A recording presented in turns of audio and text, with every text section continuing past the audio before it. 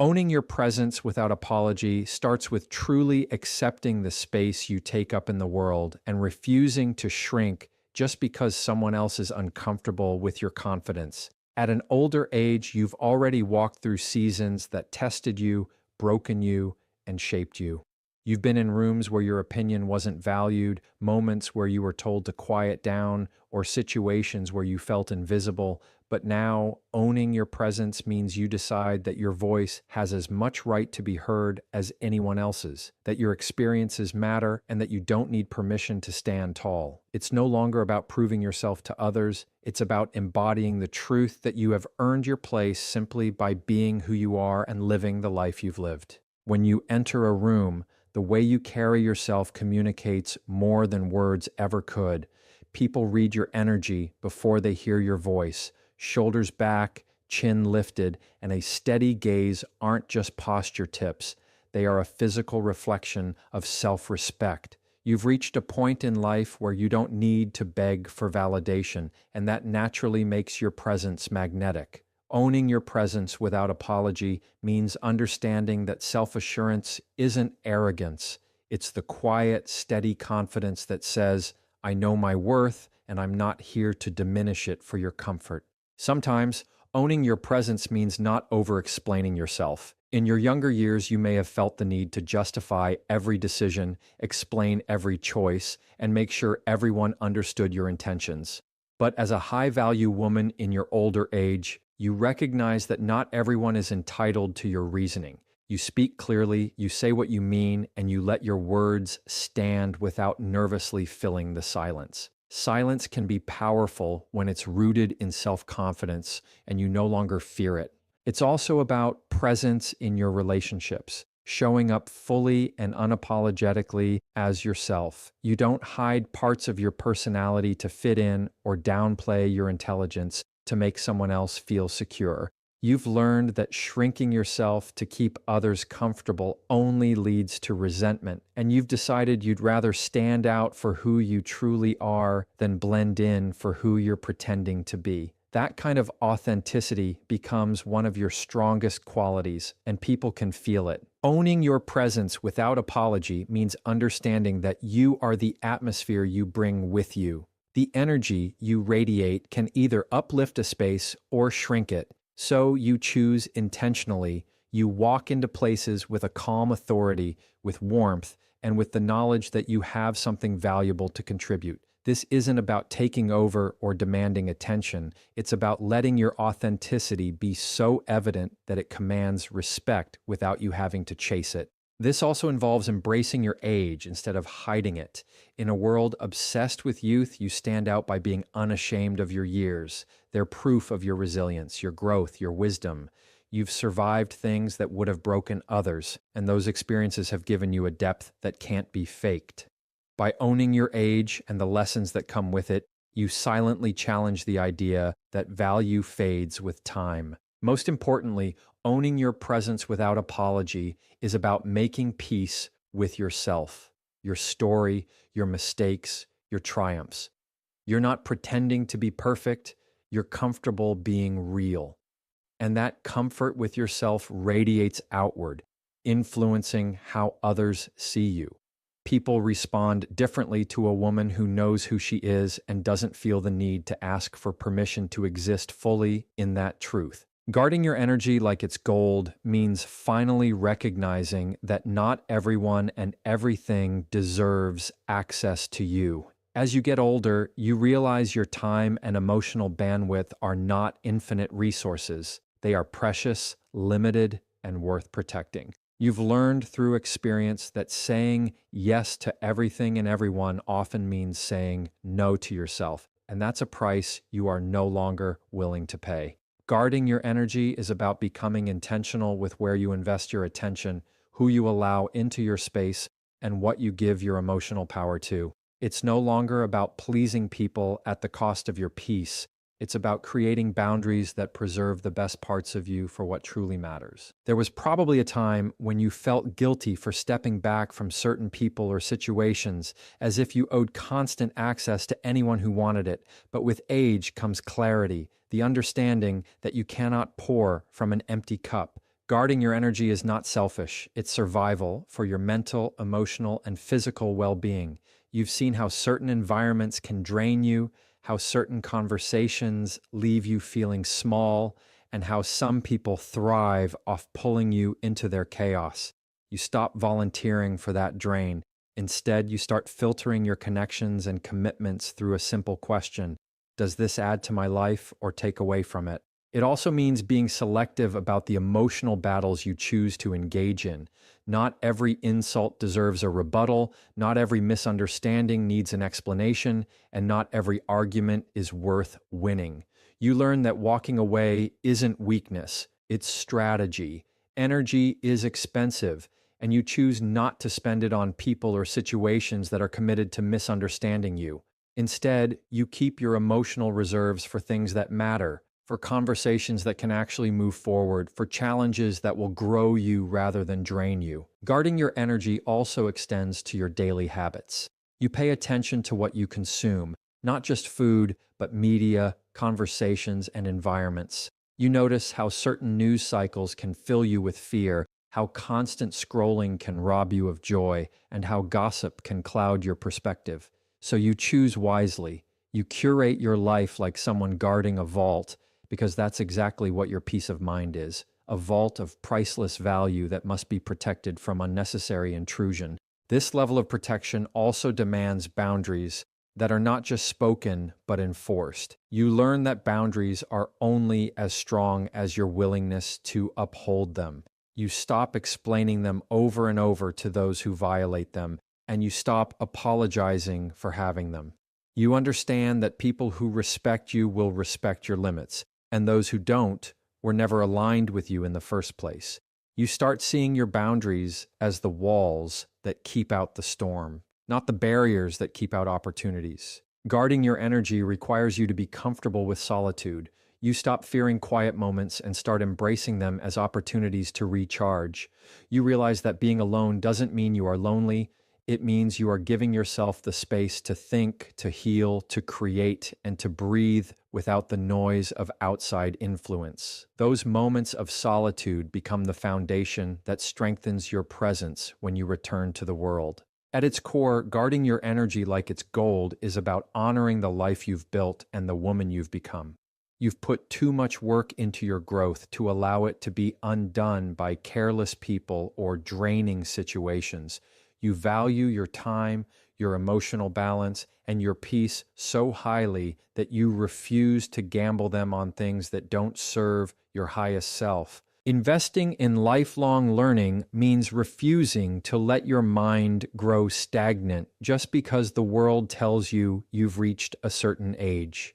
It's the decision to keep feeding your curiosity, to stay engaged with new ideas, and to keep your skills sharp so you remain adaptable in an ever-changing world. Over the years, you've already gathered a wealth of experience, but high-value women understand that wisdom is not just what you've learned in the past, it's also your willingness to keep learning now. This is how you stay relevant, not by chasing trends, but by remaining open to growth. It's about keeping your mind active so your perspective stays fresh, no matter how many candles are on the cake. When you choose to invest in lifelong learning, you send yourself a powerful message. I am still evolving. This mindset keeps you from falling into the trap of believing your best years are behind you.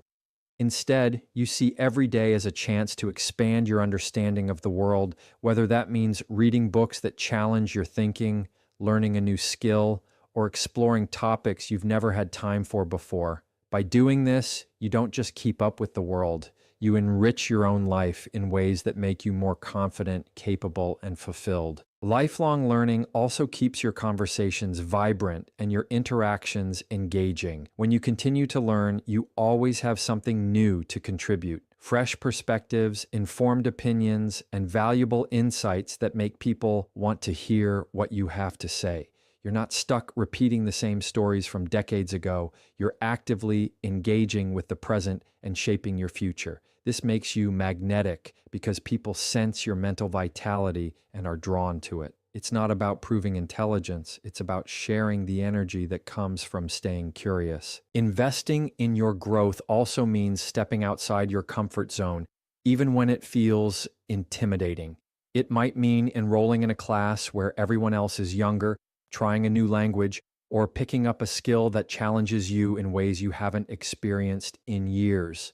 The goal isn't perfection, it's progress. That willingness to be a beginner again keeps you humble and sharp. It reminds you that learning is a lifelong privilege, not something that stops when school ends. Technology is another area where this mindset pays off. While it can feel overwhelming, choosing to stay informed and capable in a tech-driven world ensures you remain connected and independent. You don't have to master everything, but being willing to adapt means you're never left behind. You learn the tools you need, you use them to your advantage, and you prove to yourself that growth is always possible. Lifelong learning also deepens your self-awareness. As you explore new subjects or skills, you uncover strengths you didn't know you had and interests you didn't realize you enjoyed. You might discover a talent for art, a fascination with history, or a love for public speaking. These discoveries add new layers to who you are, making your life richer and more meaningful. They remind you that your identity is not fixed. It's an ongoing creation shaped by what you choose to engage with. Ultimately, investing in lifelong learning means living with an open mind and a willingness to adapt. It's about recognizing that growth doesn't stop just because you've reached a certain age. In fact, it can accelerate because now you're learning on your own terms, driven by curiosity instead of obligation. You keep evolving not because you have to, but because you want to, and that choice alone keeps you vibrant, relevant, and unshakably valuable. Setting standards that inspire respect begins with knowing exactly what you stand for and refusing to compromise on it just to keep people around. It's about defining your values, your boundaries, and your expectations so clearly that they become non-negotiable in every interaction and relationship. When you set your standards high, you're not being difficult. You're communicating self-respect, and that respect naturally teaches others how to treat you. Over time, you realize that the people who push against your standards are usually the ones who benefit from you lowering them, and that's reason enough to hold them firm. Standards are not walls meant to keep love, opportunity, or connection away. They are filters that make sure only the right ones stay. One of the most powerful parts of setting strong standards is that it shifts your relationships from a place of desperation to a place of choice. You are no longer hoping to be chosen, you are doing the choosing. You've lived long enough to know that compatibility is more important than chemistry and that consistency is worth more than empty promises. By making your standards clear, you eliminate confusion. You save yourself from months or years of trying to turn the wrong people into the right ones. Those who are aligned will meet you where you are, and those who aren't will remove themselves, which is exactly what you want. Standards don't just apply to people. They apply to how you live your everyday life. This means deciding what you will and won't tolerate in your work environment, how you allow others to speak to you, and even the way you speak to yourself. You hold yourself to the same level of respect you expect from others. You no longer participate in situations that drain you or environments that lower your energy just because they're familiar. You choose to be intentional with your commitments, your surroundings, and your words because you understand that lowering your standards in one area eventually affects every other area. Setting standards that inspire respect also means being consistent in enforcing them. A standard that you don't uphold is just a suggestion, and people quickly learn whether you're serious about them or not. The first time someone crosses a line, you address it. Not with anger, but with clarity.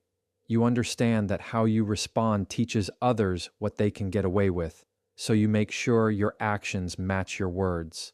Consistency builds credibility, and credibility earns you a level of respect that cannot be faked. Sometimes this process requires letting go of people who are not willing to rise to meet you. It's not easy, but you understand that holding on to someone who disregards your standards will eventually erode your self-worth. You also realize that your standards are not meant to be adjusted to keep someone.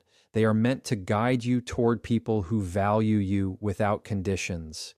Letting go becomes less about loss and more about making space for something better. Setting strong standards also has a way of making you a role model without even trying. When others see you refusing to compromise your boundaries or values, it gives them permission to do the same in their own lives. Your courage to stand firm in what you believe becomes an example of self-respect in action. People notice, even if they don't say it out loud, and some will be quietly inspired to raise their own standards because of you. Ultimately, having standards that inspire respect is not about being perfect or rigid. It's about aligning your life with your worth. It's about making decisions from a place of self-assurance rather than fear. You're not trying to control everything. You're simply choosing not to settle for less than what honors your value, your peace, and your future. Leading with grace, not desperation, is about carrying yourself with a quiet confidence that doesn't beg for validation or force outcomes. It's knowing your value so deeply that you can move through situations without grasping at people's approval or chasing after what doesn't belong to you. Grace is strength wrapped in composure. It's the ability to handle challenges, disappointments, and even rejection without losing your dignity. As you grow older, you realize that desperation repels the very things you want, while grace draws them in naturally. People are drawn to a woman who radiates calm assurance, who is patient enough to let the right opportunities and relationships align without forcing them. When you lead with grace, you stop overreacting to every situation or feeling the need to prove yourself in every interaction. You're not in a rush to convince someone of your worth because you know it's already evident to those who truly see you. You learn to trust timing, understanding that not everything needs to happen immediately and that patience is often the most powerful move you can make. This doesn't mean you're passive. It means you take deliberate, measured steps, knowing that the right things will not require you to lose yourself in the process of obtaining them.